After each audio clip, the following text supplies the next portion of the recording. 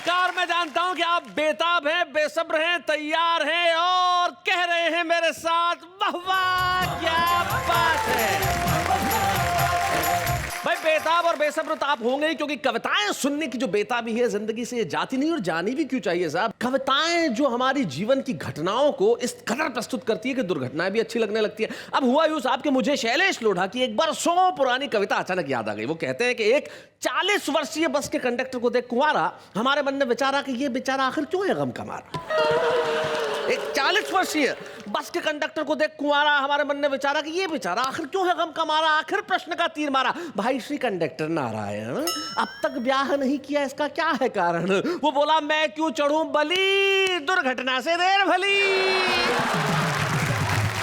दुर्घटना को घटना बनाने का काम करती है कविता। भाई वाह वाह, ये तो भाई लखन मियां क्या बात है, इस पे तो जरा सुर भी हो सकता है। दुर्घटना को घटना बनाने का काम करती है कविता और रांची को पटना बनाने का काम करती है कविता। जीवन में घटनाएं दुर्घटनाएं हमारा रास्ता रोक लेती हैं साहब। जैसे एक क्लास में एक टीचर ने बच्चे को पूछा कि बच्चों बताओ दुर्घटना और दुर्भाग्य में क्या फर्क है। बच्चा खड़ा हुआ, बोले सर मान लीजिए छत अभी गिर जाए तो दुर्घटना, और आप उसके बाद भी बच जाओ तो हमारा दुर्भाग्य। अब घटना से तो आप मिल ही चुके हैं, आइए मिलते हैं खूबसूरत दुर्घटना से। आइए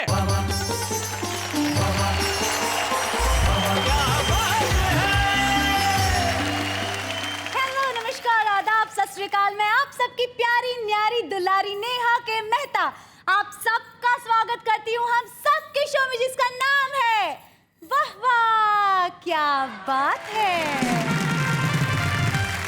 तो चलिए मित्रों, घटना भी है, दुर्घटना भी है, मुंबई भी है, पटना भी है। अब सारे शहर इंतजार में है कि आज क्या क्या होने वाला है। तो आपको और ज्यादा इंतजार क्यों करवाए, जरा झलक डाल लीजिए क्या क्या होने वाला है।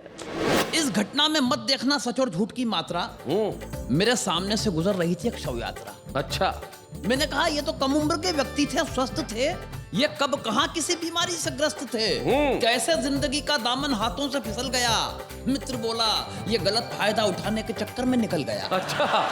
मैंने कहा क्यों लगा दी जिंदगी दाव पर, क्यों इतनी बड़ी त्रासदी झेली। मित्र बोला इसे अंतिम संस्कार के सामान पे 50% की छूट मिल गई थी। वो इसने ले ली। शेर शेरनी से नहीं डरता, शेर शेरनी से नहीं डरता क्योंकि प्यार करता है, शादी नहीं करता। आदमी औरत से डरता है क्योंकि प्यार नहीं सिर्फ शादी करता है। भाई क्या बात है। गुरदीप जी के घर जब मैं पहली बार गया, इन्होंने दरवाजा खोला, मुझे देखते ही कहा सुनती हो मक्खन आ गया।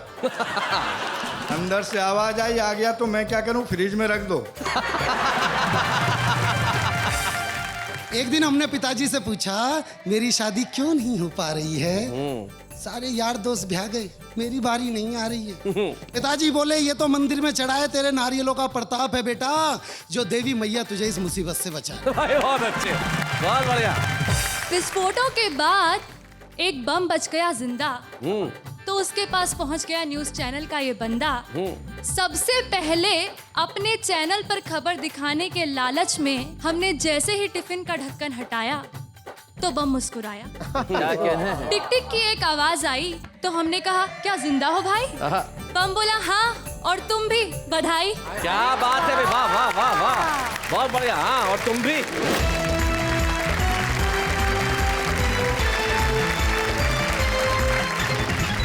स्वागत है आपका उसी कार्यक्रम में जिसका नाम है वाह वाह क्या बात है। और हमारे साथ हमारे 3 कवि मित्र बैठे हैं। सबसे पहले परिचय करते हैं। हम एक मध्य प्रदेश में बहुत छोटा सा गांव है अकोदिया मंडी, वहां से आते हैं और उनका नाम गोविंद राठी होता है और हास्य रस की कविताएं भी वीर रस के अंदाज में पढ़ते हैं। शैलेश भैया मैं तो मोहब्बत वाला आदमी हूँ, मैंने कहीं लिखा था कि खुद अपने ही हाथों से आग मत लगा, ये दिल के रिश्ते हैं दिमाग मत लगा। हाय हाय हाय हाय हाय हाय हाय। और तू मेरी मोहब्बत का कायल है अगर, इसमें 2 का गुणा कर 4 का भाग मत। हाय हाय हाय हाय हाय हाय। अकोदिया मंडी से हमारे साथ आते हैं गोविंद राठी। उनके पास जो बैठे हैं वो मुरादाबाद से आते हैं और नाम भी बड़ा कमाल का है साहब। इनके बिना जो बीच में बैठे हुए ना कुछ भी संभव नहीं है। तरक्की चाहिए तो इनकी जरूरत, जीवन में कुछ सफलता चाहिए तो इनकी जरूरत, पैसा कमाना है तो इनकी जरूरत, यानी कि हर जगह जिनकी जरूरत हो, बताओ वो कौन होगा? ये और नाम है इनका मक्खन मुरादाबादी। जीवन में मक्खन के सिवा कुछ नहीं हो सकता साहब। और इनके पास जो बैठे हैं साहब, वाह वाह, वो तो बैठे हैं। मैं इनको अक्सर कहता हूं, प्रदीप चौबे जी, अगर जिंदगी में आपको किसी से बदला निकालना हो तो उसे पहले डेट दो कि हाँ मैं तुम्हारे कार्यक्रम में आ रहा हूं, और उसके बाद पहुंच जाओ। ये है प्रदीप चौबे, क्योंकि इनका होना बड़ा कमाल का होता है। आइए सबसे पहले हम तीनों के लिए कहते हैं वाह वाह, क्या बात है। किसे बुलाना चाहती हैं आप सबसे पहले? मिस्टर लाठी का वार किया जाए मिस्टर राठी से। वाह क्या काफिया। मिस्टर लाठी का वार किया जाए राठी से। आहा, कमाल हो गया साहब। Thank you.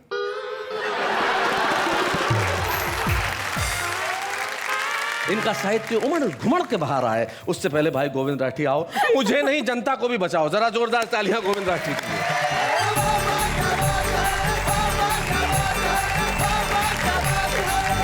घटना दुर्घटना की बात चल रही है, एक घटना मुझे भी याद आ रही है। सुनाइए। आदमी जिंदगी में फायदे उठाने के चक्कर में लगा रहता है, मगर कभी कभी गलत फायदा उठाने में नुकसान भी करवा लेता है जी। इस घटना में मत देखना सच और झूठ की मात्रा।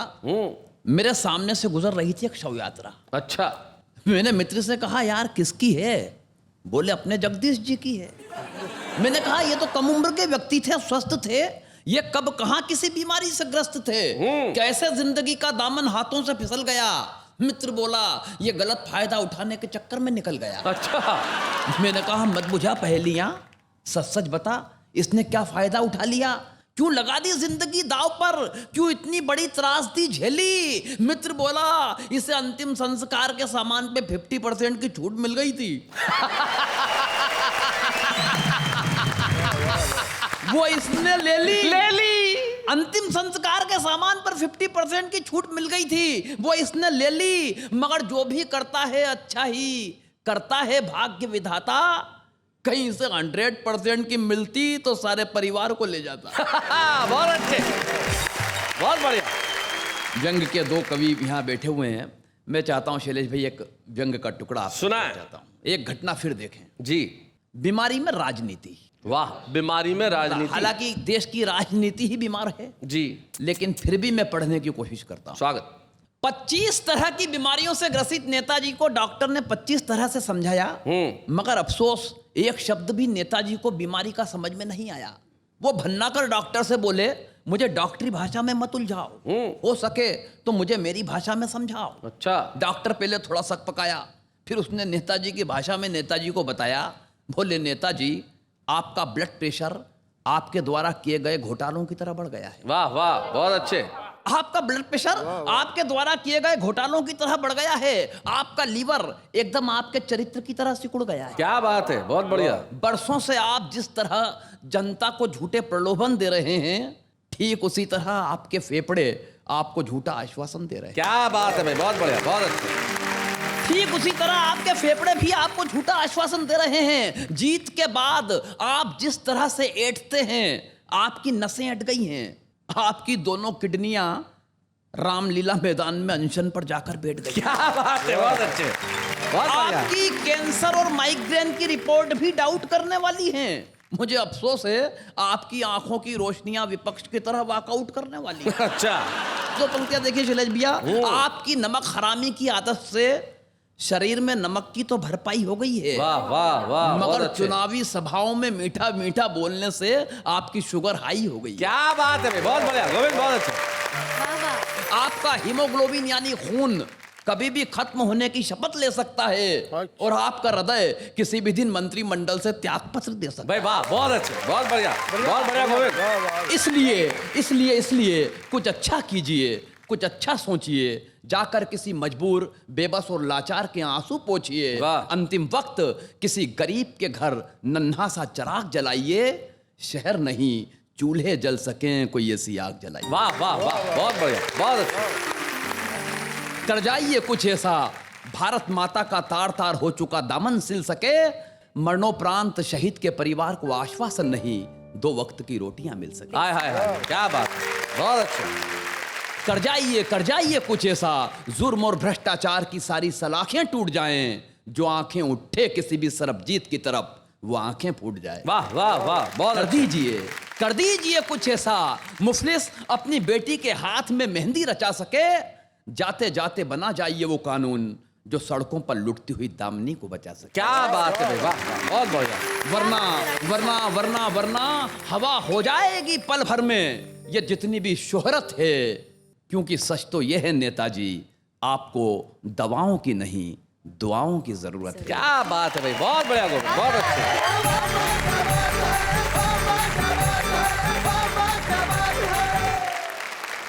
बहुत बढ़िया गोविंद, तुमने दुर्घटना में से हाथ से निकाला और नेताजी को बताया कि क्या करना चाहिए जो नेताजी के जीवन में नहीं रहा, खो चुका है। अब ये जो ढूंढ के लाने की कला होती है ना साहब, ये सबके पास नहीं होती। तलवार जो चीज नहीं करती ना, वो सुई कर देती है, और यकीन मानिए सुई नहीं आलपिन कर देती है। तलवार से आप वार करेंगे तो शायद किसी का कत्ल कर देंगे, लेकिन अगर आलपिन गड़ाएंगे ना साहब, तो दर्द भी होगा और चीख भी नहीं निकलेगी। अब यही कविता का सबसे बड़ा कर्म है कि दर्द हो और चीख न निकले। ये प्रदीप चौबे ही हैं जो जीवन के फलसफे को सिर्फ एक पंक्ति में इस तरह कहते हैं कि पर्स नोटों से भरा होता है तो मरुस्थल भी हरा होता है। इसलिए जीवन में हरा भरा होने के लिए आदमी को भीतर से भरा होना बड़ा आवश्यक है। हम एक ऐसे कवि को बुलाना चाहते हैं जो अंदर बाहर सब जगह से हरा भरा है। आइए प्रदीप चौबे, जरा जोरदार तालियां।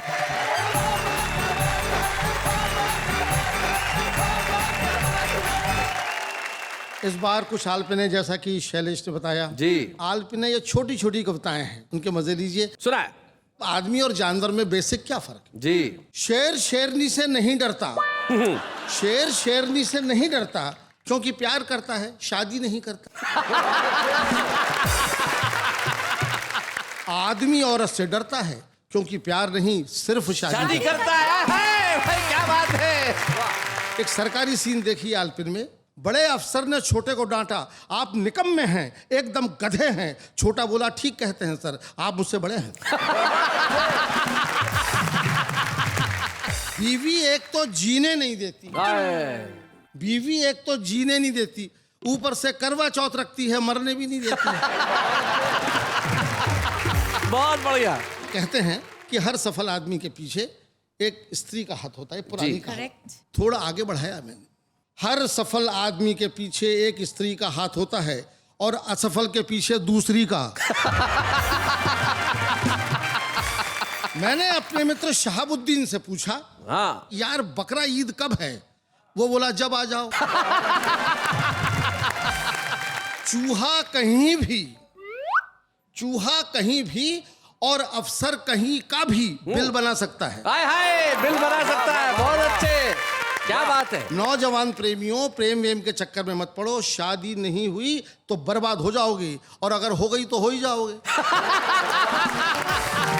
पागलों के बारे में लोग कहते हैं, पागल को कैजुअल लेते हैं लोग। पागलों के बारे में एक छोटी सी आलपिन सुनो सुनो सुनो। सुनाइए। कितने पागल हैं हम लोग जो पागलों को पागल समझते हैं। वाह वाह वाह, बहुत बढ़िया, बहुत अच्छे प्रदीप जी। कितने पागल हैं हम लोग जो पागलों को पागल समझते हैं। पागलों से पूछिए, वो हमें कुछ नहीं समझते।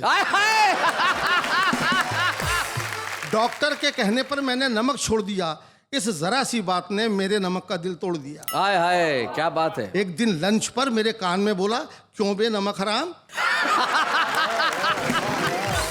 इस देश में बहुत कुछ है, मगर ये जो कुछ है यही काम का है, बहुत तो बस नाम का है। वाह वाह वाह वाह वाह, बहुत बढ़िया।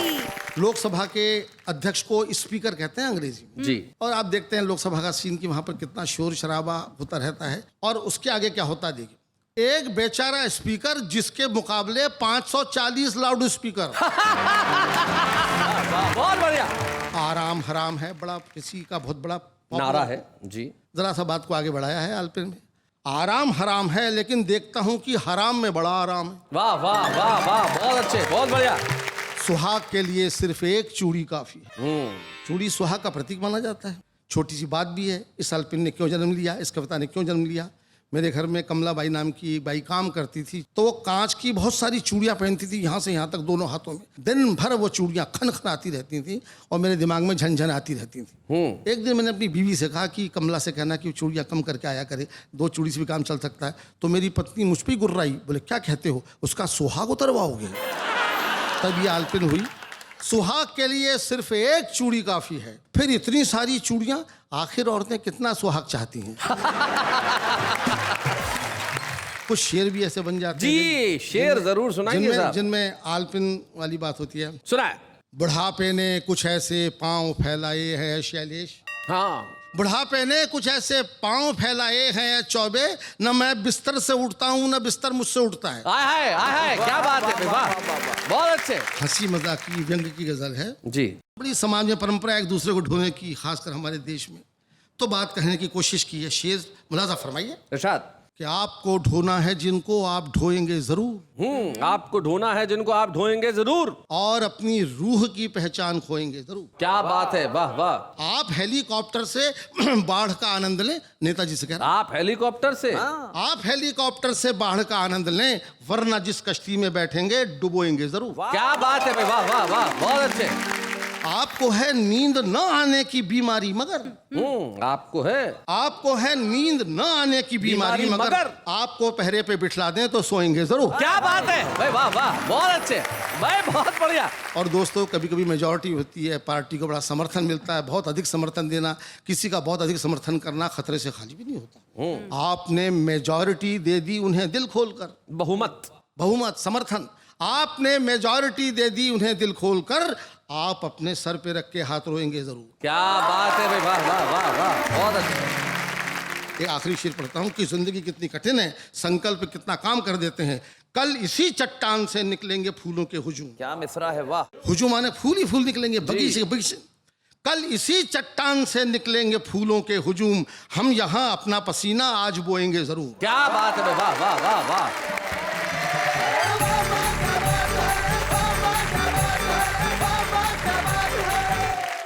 भाई वाह प्रदीप चौबे जी, भाई क्या बात है, बहुत बढ़िया। ये जो जीवन का सच है, छोटी छोटी बातों से सच कितना बढ़िया निकलता है। जैसे क्लास में एक टीचर ने बच्चे से कहा, प्रदीप जी बताओ गन्ने से क्या प्राप्त होता है?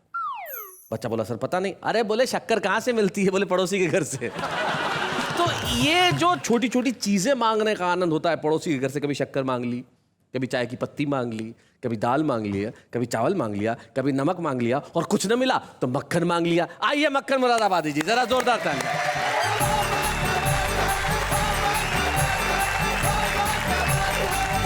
ये घटनाओं और दुर्घटनाओं का एपिसोड है जी, और मेरा नाम ऐसा है जिसके साथ दिन भर घटनाएं और दुर्घटनाएं होती रहती हैं हर घर में। जी।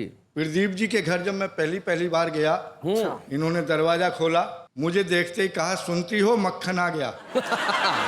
अंदर से आवाज आई, आ गया तो मैं क्या करूं, फ्रिज में रख दो। बहुत जगह परंपरा है इस देश के, बहुत छोटी छोटी जगहों में, जहां पे बहुएं हैं वो ससुर का नाम नहीं ले सकती।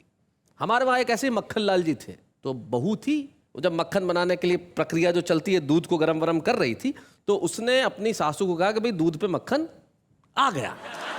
तो सासू ने डांटा, बोले देखो ऐसे ससुर का नाम नहीं लेते, थोड़ा तमीज से रहा करो। तो ठीक है, दूसरे दिन फिर वही जब काम कर रही थी, तो उसने बिलोते हुए कहा, सासू जी दूध पे ससुर जी आ गए।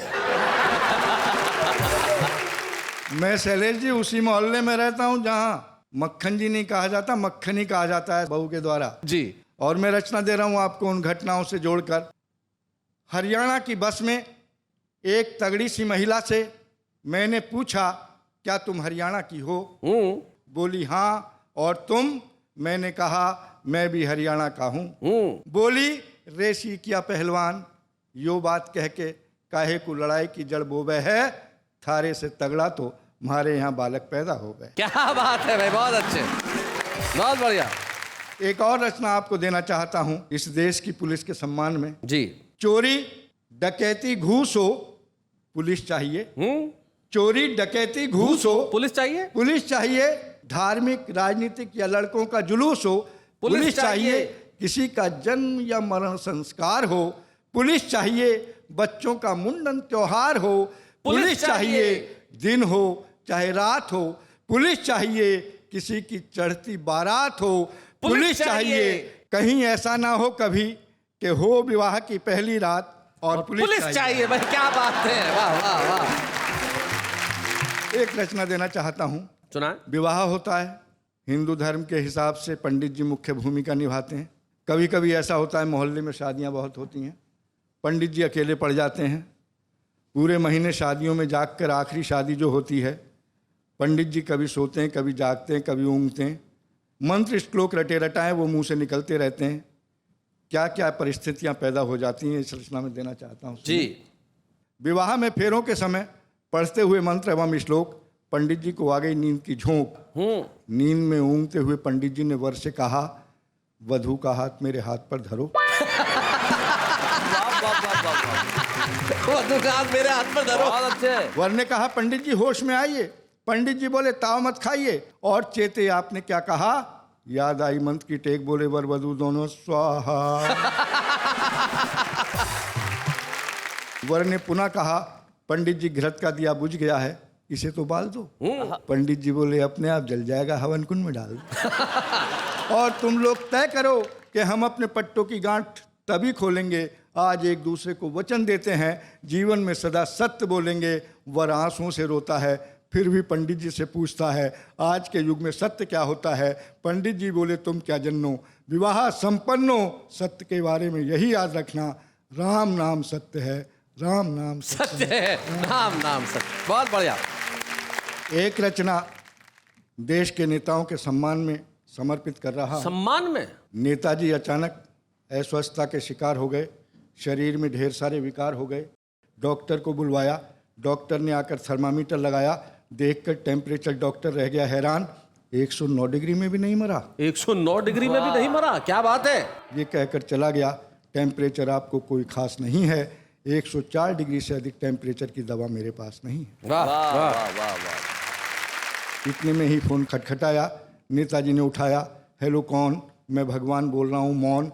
प्रभु आप मौन क्यों हैं, कुछ फरमाइए। भगवान जी बोले, नेताजी मेरे पास आइए। नेताजी ने कहा, फिर प्रभु ऐसा कीजिए, अपने यम को भेज दीजिए। यम आया, नेताजी के घर भरपेट भोजन पाया और बोला, भैंसा तैयार है, नेताजी चलिए। नेताजी ने कहा, जरा सुनिए, अभी आ रहा हूँ, घर पर बतला दूं कि उद्घाटन करने जा रहा हूँ। वाह वाह वाह वाह वाह। जरा सुनिए, अभी आ रहा हूँ, घर पर बतला दूं कि उद्घाटन करने जा रहा हूँ। नेताजी भगवान जी के सामने पधारे, अपने विनम्रतापूर्ण स्वरों में बक्कारे, कहिए प्रभु क्या काम था? मैं तो घर पर कर रहा आराम था। भगवान जी बोले, नेताजी काम ये था, हमारे इस यम का होने वाला रिटायरमेंट है, इसकी जगह किसी ना किसी का होना अपॉइंटमेंट है।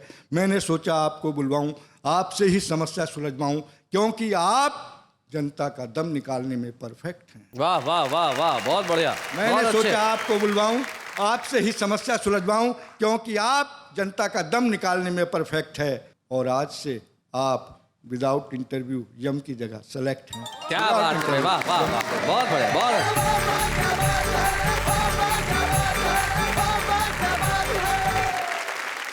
भाई वाह मक्खन जी, जिस तरह इस कविता से आपने नेताओं का सम्मान किया, हम भी आपका सम्मान करते हैं। मतलब कहने का मतलब ये है कि सम्मान अपना अपना है, जैसा करता है, लेकिन आपने पहले पंडित जी से राम नाम सत्य कहलवाया, फिर नेताजी को यम बनाया। तब मुझे एक बड़ा पुराना किस्सा याद आता है कि साहब मर के दो आदमी ऊपर पहुंचे, तो दोनों आपस में बात करने लगे, अपने अपने मौत का कारण पूछने लगे, भाई तू कैसे गया, तू कैसे गया? तो पहला बोला, यार मैं तो क्या है कि भयानक ठंड का शिकार हो गया था, इसलिए हो गया मेरा।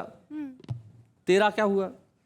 बोले, यार एक दिन मैं घर पे आया तो अंदर चप्पल की जोड़ी पड़ी हुई थी, अंदर बीवी के किसी से बात करने की आवाज़ आ रही थी, तो मुझे लगा बीवी जो है वो धोखेबाज है, किसी के साथ बैठी है, बातें बातें कर रही है, उससे प्यार व्यार करती होगी। तो मैं अंदर गया, बड़ा गुस्से हुआ, देखा तो अंदर कोई नज़र नहीं आया, इधर कमरा देखा, वो कमरा देखा, खिड़की छान मारी, पर्दे हटाया, कोई भी नज़र नहीं आया। और बीवी पे मैंने शक किया था, तो मुझे इतना पश्चाताप हुआ कि इसी चक्कर में मैंने प्राण छोड़ दिए। तो पहला वाला जो भयानक ठंड का शिकार हुआ था बोला, अबे यार तूने भी कमाल किया, फ्रिज खोल के देख लेता तो तू मरता ना मैं मरता। जीवन में घटनाएं जब चाहे तब दुर्घटना का रूप ले सकती है, लेकिन हमें घटना और दुर्घटनाओं से क्या लेना देना साहब? जो कुछ भी घटे हमारा तो है हंसने का काम। और इस वक्त एक अल्प विराम।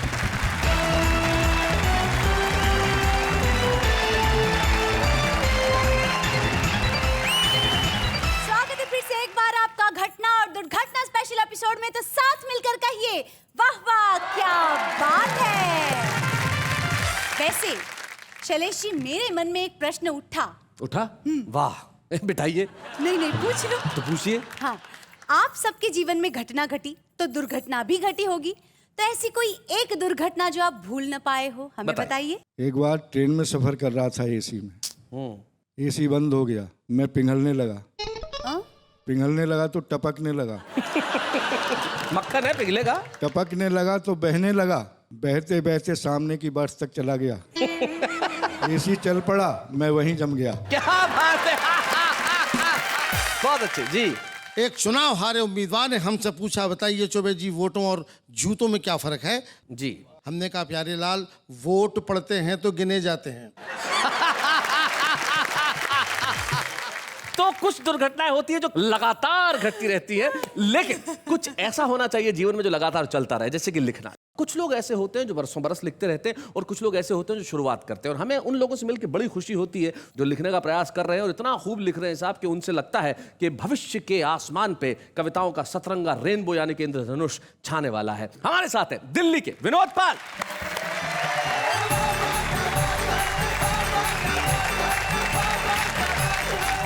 अब दुर्घटना की बात हो रही थी, मैं शैलेश जी छोटा से घर के एक किस्सा बताऊंगा, और ये रियल किस्सा है। जब हम छोटे से थे, हम 3 भाई थे, तो पिताजी कभी कभी महीने में एक बार क्लास लगा लेते थे, लाओ अपना होमवर्क निकाल के लाओ।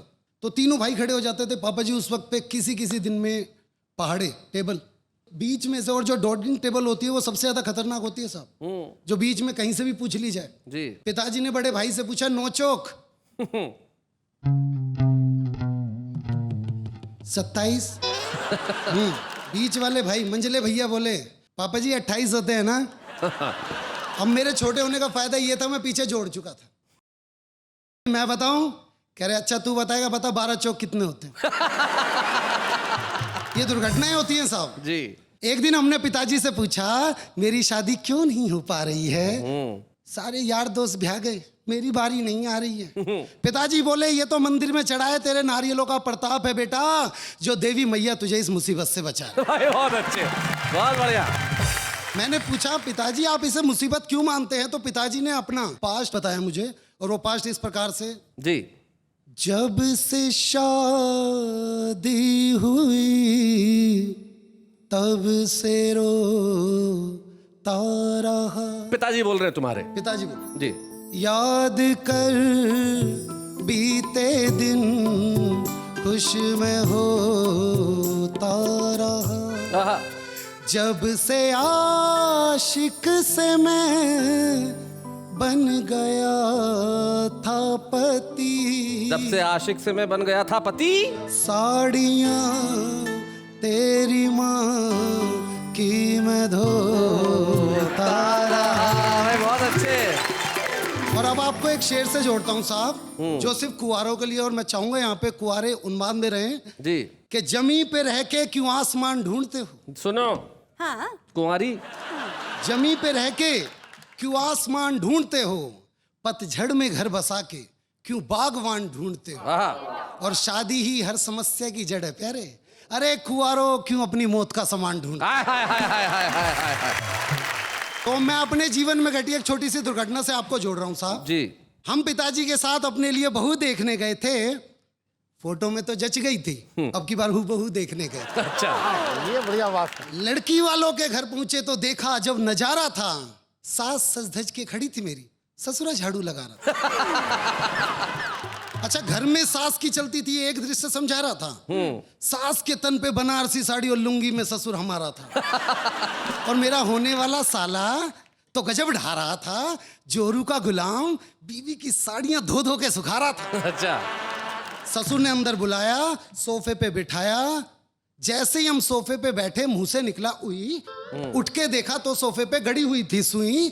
ससुर बोला, बेटे मैंने तेरी सास की साड़ी में फॉल लगाया था, और जल्दबाजी में इस सुई को उल्टा मैंने ही गड़ाया था। क्या बात है। खैर, उसे चाय नहीं मैं कह सकता, हमारे लिए जो आई थी लगता था जैसे चाय नहीं आयुर्वेदिक दवाई थी।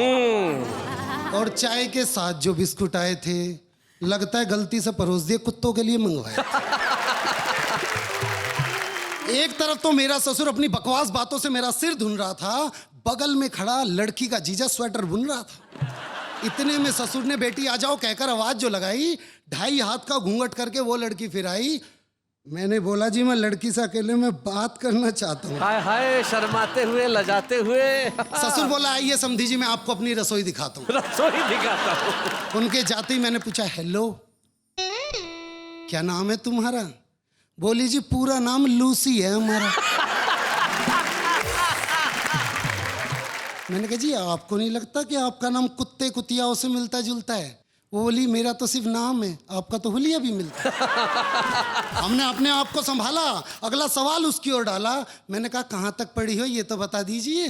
वो बोली जितने आप पढ़ चुके उसमें से 12 क्लास घटा दीजिए। मैं बोला क्या मतलब? आप हैं चौथी फेल, फिर भला कैसे होगा आपका मेरा मेल? फिर उसने पूछा आपको किस नाम से जानते हैं? मैं कहा जी बंदे को विनोद पाल के नाम से पहचानते हैं।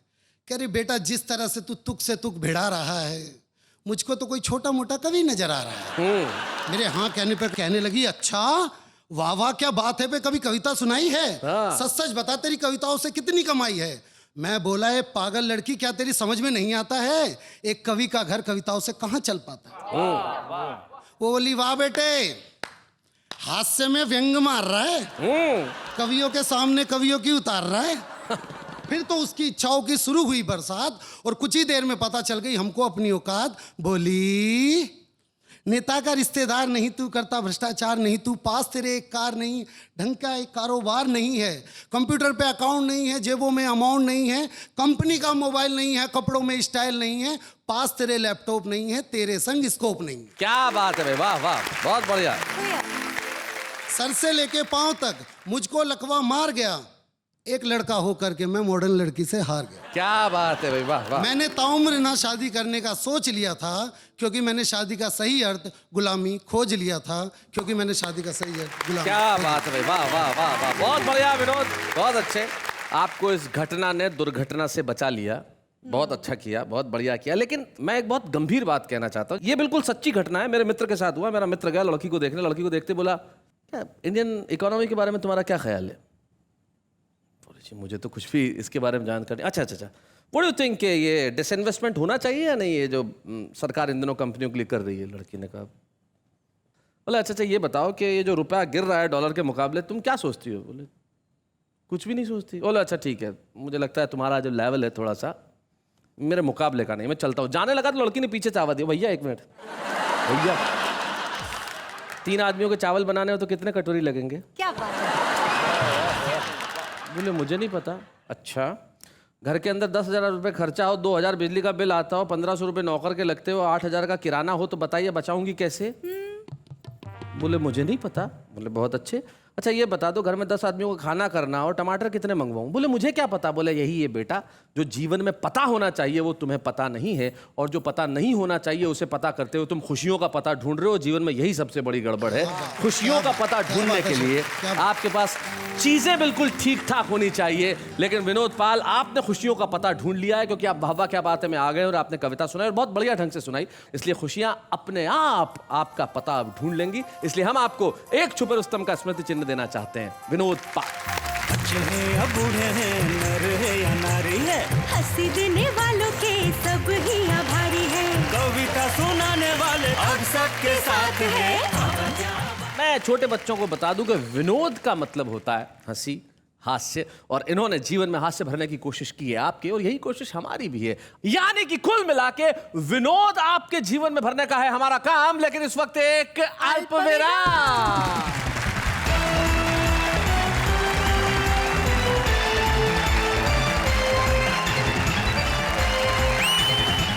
स्वागत है फिर से उसी कार्यक्रम में जिसका नाम है वाह वाह क्या बात है। शैलेश जी, मैं ये सोच रही हूँ कि आम आदमी के जीवन में घटना और दुर्घटना क्या होती है?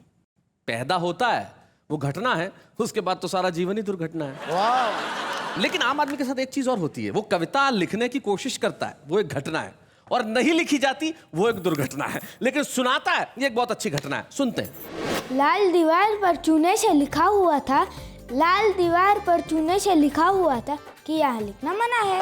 आपकी शक्ल का अंदाज कुछ ऐसा है, क्या बताओ ये वाक्य कैसा है? कौन कहता है कि आप उल्लू जैसे दिखते हो?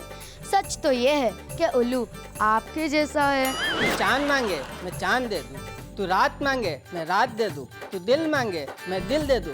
बस कर यार, डिपार्टमेंटल स्टोर समझ रखा है। तुम हमेशा मुस्कुराते रहो, खुश रहो, गुनगुनाते रहो, खिलखिलाते रहो। मेरा क्या, लोग तुम्हें ही पागल समझेंगे।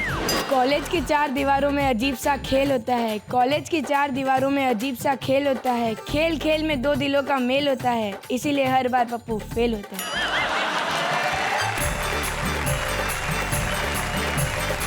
तो भाई ये थे आम आदमी के विचार, आम आदमी की कविता। लेकिन आम आदमी कविताएं लिखे ये तो बड़ी खूबसूरत बात है, लेकिन आम आदमी पर कविताएं लिखी जाए ये इतना आसान नहीं होता। कुछ लोग ऐसे हुए जिन्होंने आम आदमी में बहुत कुछ लिखा और जब तक रहे बड़े खास रहे। मुझे आज के इस एपिसोड में एक ऐसे कवि मित्र की याद आती है जो न केवल बहुत अच्छा कवि था, एक बहुत अच्छा मित्र था, और एक ऐसा कवि जो मंच पे जब कविताएं पढ़ता था तो ऐसा होता ही नहीं था कि तालियों का शोर न उठे। और एक बड़ी महत्वपूर्ण बात यह है कि वो आज हमारे बीच में नहीं है, लेकिन जैसा कि हम जानते हैं कि कवि सशरीर हमारे बीच में न हो लेकिन उसकी कविताएं सदैव हमारे बीच में होती है। और जब वाहवा बहुत वर्षों पहले हम सारे देश के लोगों को दिखाते थे तब मुझे बड़ी खुशी है कि उस जमाने में उन्होंने आके कई बार हमारे साथ कविताएं पढ़ी। पहले नजर डालते हैं किस तरह से। वजन बढ़ जाने से बुरा हाल है, शरीर में न सुर है न ताल है, चेहरा तो ठीक ठाक है मगर चाल बेकार हो गई है, और ये कमर कमरे से हॉल हो गई। हद तो उस दिन हो गई भाई जब शहर का कसाई धीरे से बोला, साहब आप बकरा होते तो मजा आ जाता।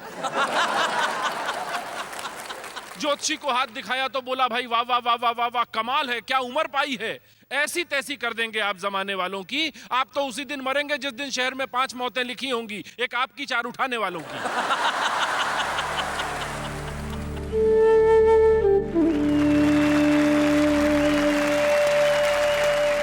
मित्रों, इनका नाम नीरज पुरी है और आज ये शायद एक अजब संयोग है कि जिस तारीख को हम ये एपिसोड शूट कर रहे हैं वो नीरज की पुण्यतिथि।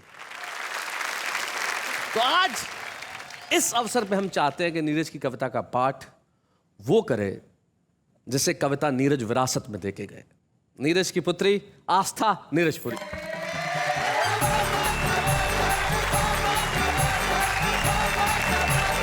शैलेश जी, जो आजकल बम विस्फोट जगह जगह हो रहे हैं, उन्हीं के ऊपर पापा की एक बहुत ही अलग ढंग की कविता उन्हीं के अंदाज में सुनाने का प्रयास करती हूँ। सुनाओ। कि विस्फोटों के बाद एक बम बच गया जिंदा, तो उसके पास पहुंच गया न्यूज़ चैनल का ये बंदा।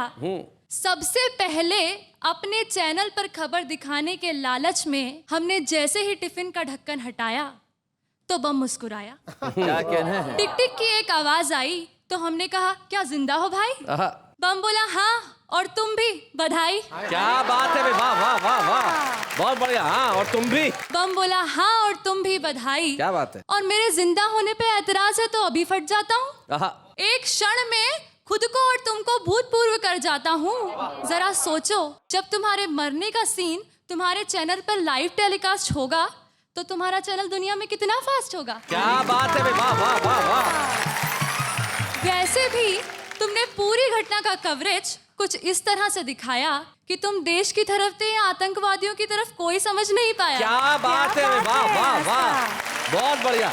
जरा सोचो, जब तुम्हारे मरने की खबर सबसे पहले तुम्हारे चैनल पर आएगी तो तुम्हारे चैनल की टीआरपी कितनी बढ़ जाएगी। वाह। हमने कहा, यार टीआरपी को मारो गोली, यहाँ प्राण सूख रहे हैं, तुम्हें जब फूटना हो फूटो, हम तो घर को फूट रहे हैं। पर चलते चलते एक बात तो बताओ बम भैया, तुम्हारे साथियों ने खूब मनाया आतंक का त्योहार, सैकड़ों लोगों को दिया मौत के घाट उतार, पर तुम क्यों नहीं फटे? मासूमों की जान लेने का अपना इरादा तुमने कैसे बदल दिया? बम बोला, बेवकूफ, ध्यान से देख, मुझ पर लिखा हुआ है मेड इन इंडिया। क्या बात है, वाह वाह वाह, बहुत अच्छे, बहुत बढ़िया। वो तो कुछ गद्दार मुझे बेच आए, इस बात से मेरा अंतस बुझ गया है, वरना ये मत समझना कि मेरी आग ठंडी पड़ गई है, मेरा बारूद चूक गया है। क्या बात है, वाह वाह। अरे दूसरे बम तो थे ही उन देशों के, वे फटते न फटते उन्हें क्या फर्क पड़ना था। वे तो थे ही उन देशों के जिन्हें नफरत का इतिहास नया गढ़ना था, मगर मैं अपनों का होकर ही अपनों पर फट जाऊंगा, तो मुझे लगा कि मैं अपनी ही नज़रों में गिर जाऊंगा। क्या बात है बेटा। मुझे लगा कि मैं अपनी ही नज़रों में गिर जाऊंगा, लेकिन मैं जिस दिन बिका अपने उस दिन ना फट पाने पर आज तक शर्मिंदा हूँ। प्लीज ये माइक और कैमरा हटा ले और किसी से मत कहना कि मैं अभी जिंदा हूँ। क्या बात है, वाह वाह वाह। बहुत बहुत धन्यवाद। नीरज अगर हमारे साथ होते तो इसमें कोई शक नहीं है कि नीरज उन चंद कवियों में से होते जिन्हें हम वाह वाह क्या बात है कि मंच पे हम सम्मानित करते। लेकिन नीरज तुम नहीं हो, तुम्हारी कविताएं हैं। आज हम सम्मानित करेंगे नीरज की दोनों पुत्रियों को। आस्था भी यहाँ है, उनकी ज्येष्ठ पुत्री आकांक्षा भी यहाँ है। मैं चाहता हूँ आकांक्षा इस मंच तक आए, हम जोरदार ताली। हंसी देने वालों के सब ही आभारी है, कविता सुनाने वाले अब सबके साथ है। क्या बात है, आकांक्षा और आस्था, एक पुत्री होने के नाते मैं जानता हूँ कि अथाह स्मृतियां होंगी, लेकिन कोई एक बात जो तुम नहीं भूलती कभी? पापा कहते थे हमेशा कि हर क्षण से ज़िंदगी चुराओ, हंसो और सबको हंसाओ। पापा का न रहना इंसान के लिए बहुत ज़्यादा मायने रखता है, खासकर बेटियों के लिए, ये आप सब जानते होंगे। लेकिन उनकी इस बात ने हम लोगों को उस दिन से ये नहीं कह सकते कि रोने के लिए मना कर दिया या कुछ, लेकिन जब भी हम लोग अकेले में रहते हैं तभी रोते हैं। अदरवाइज़ उनकी यही जो बात है हमें बहुत स्ट्रेंथ देती है कि हर क्षण से ज़िंदगी चुराओ, हंसो और सबको हंसाओ। क्या बात है, मैं जानता हूँ नीरज सदैव हंसते हंसाते रहते थे। तुम क्या कहना चाहोगी आस्था? जब मैं बहुत छोटी थी तो मैं उनसे कहती थी पापा मुझे भी कविता लिखना सिखाओ, तो उनका हमेशा यही जवाब रहता था कि बेटा कविता लिखना सिखाया नहीं जाता। तो वो बात मुझे उनके जाने के बाद रियलाइज़ हुई कि सच में कविता लिखना सिखाया नहीं जाता। ये उन्हीं का आशीर्वाद है जो आज उनके जाने के बाद उन्होंने अपनी कलम मुझे सौंपी है और खुद ब खुद उनकी काव्य यात्रा को और उनकी कलम को मैं आगे बढ़ा रही हूँ। क्या बात है, सचमुच नीरज ने बिल्कुल ठीक कहा, कविता लिखना सिखाया नहीं जाता। जब यहाँ कुछ होता है तो कविता पैदा होती है। यहाँ के खालीपन को भरिए, भरिए मोहब्बत से, भरिए प्रेम से, फिर देखिए कविताएं कैसे उपजती है। और जब उपजेंगी कविताएं हैं तब सारी दुनिया करेगी सिर्फ एक काम, आपके लिए मिलके कहेगी वाह वाह क्या बात है।